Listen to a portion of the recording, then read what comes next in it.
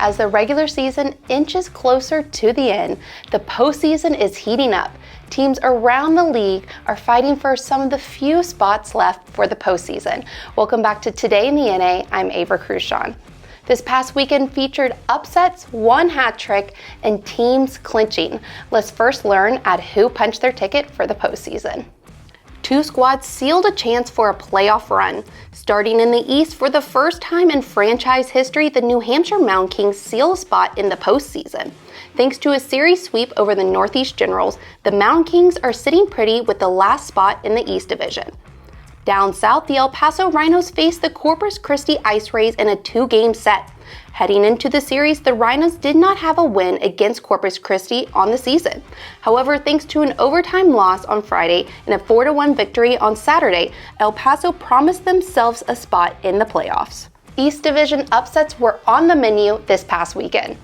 The Maryland Black Bears were swept by the New Jersey Titans at home. Both matchups had to go into extra minutes. Friday night featured New Jersey taking the 4-3 victory in a shootout, while Saturday night's contest was a 2-1 overtime thriller. The fifth-ranked Johnstown Tomahawks took down the division-leading Rochester Junior Americans this past weekend. Rochester was on a 12-game heater leading into the series. Johnstown defeated the Junior Americans 3-1 on Friday night and then doubled the score on Saturday night with a 6-2 victory. Heading up to the last frontier, only one skater in the league produced a hat trick this past weekend. 06 St. Louis native Teddy Richardson produced his first hat trick of the season on Friday night. After coming off an injury early in the season that kept him sidelined for over 2 months, the University of Alaska Fairbanks commit produced the one and only hat trick for the weekend. Richardson was showing off to his future crowd in Fairbanks. He scored half the goals in the Wisconsin Wendigos' 6-3 victory over the Fairbanks Ice Dogs.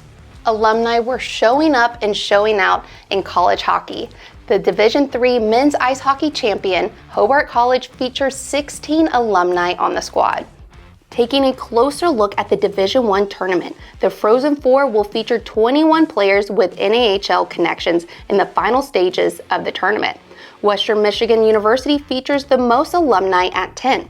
We congratulate and wish the best of luck to all of our alumni in St. Louis. The Rochester Junior Americans are looking to bounce back this weekend after being swept by the Johnstown Tomahawks, while the New Jersey Titans are looking to keep their win streak alive. Heading into this series, Rochester has been victorious over New Jersey in 3 of the 4 matchups. The last time the Titans took down Rochester was in September. The 3-2 victory happened during a shootout. As New Jersey is in the hunt to secure better seeding in the East Division, Rochester does not have to fret because they have already clinched the division title. Standing in the way of the Aberdeen Wings clinching a playoff spot this upcoming weekend are the Minot Minotauros. The Wings are points away from securing a spot in the postseason. However, they will have to battle Minot for those crucial standing points. Leading into this series, the Minotauros have had Aberdeen's number, winning 5 out of the 6 matchups.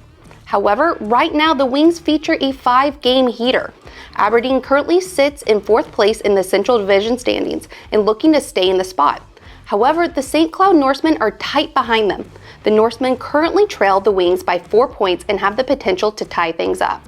The Chippewa Steel and the Fairbanks Ice Dogs continue their 3-game set in Fairbanks. The Steel are points away from sealing the last Midwest Division playoff spot. In the 4 games prior to this weekend's series, the Ice Dogs were victorious in 3 of them. Both the Steel and Ice Dogs head into this series on a 2-game losing skid and each have won 6 of their last 10. The Ice Dogs are in the way of the Steel sealing their playoff chances this weekend.